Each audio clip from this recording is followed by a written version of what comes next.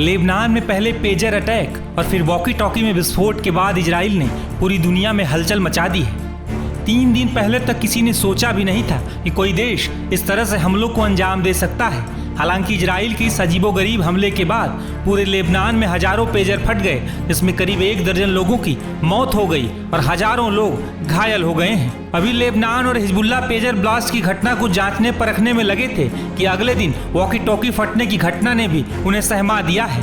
Walkie talkie फटने की वजह से 14 लोगों की मौत हो गई और बड़ी संख्या में लोग घायल बताए जा रहे हैं। हालांकि इन अजीबोगरीब हमलों के बाद इजराइल की खुफिया एजेंसी मोसाद एक बार फिर सुर्खियों में है।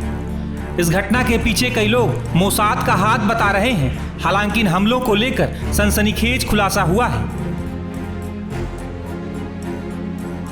मीडिया रिपोर्ट्स के मुताबिक लेबनान में हुए इन हमलों के पीछे इजराइल की यूनिट 8200 का हाथ बताया जा रहा है। बता दें कि इजराइल की ओर से इस हमले की तैयारी करीब 1 साल से की जा रही थी। इस हमले की जिम्मेदारी यूनिट 8200 को दी गई थी। इस ऑपरेशन में यूनिट 8200 की भूमिका काफी अहम थी।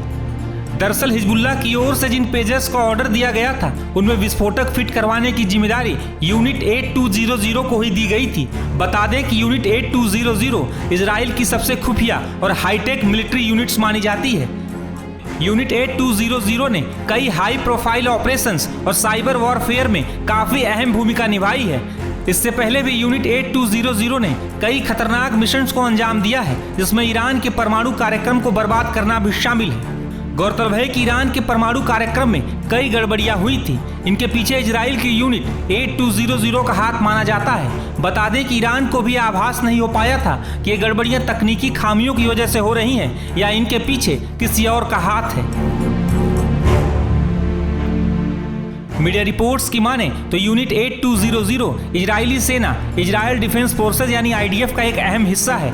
यूनिट 8200 तकनीकी युद्ध, खुफिया बैठकों और साइबर सुरक्षा से जुड़े मामलों की जानकारी इकट्ठा करता है। इसके बाद ये उसी के हिसाब से रणनीति तैयार करता है।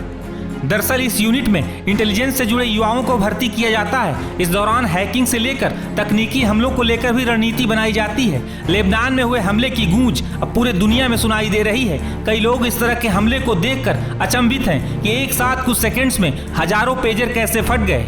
इस अटैक के बाद हिजबुल्ला के लड़ाके भी डरे हुए हैं। हिजबुल्ला के लड़ाकों को टारगेट कर किए गए इन हमलों के पीछे इजराइल और हिजबुल्ला की पुरानी दुश्मनी है, जो कई दशकों से चली आ रही है।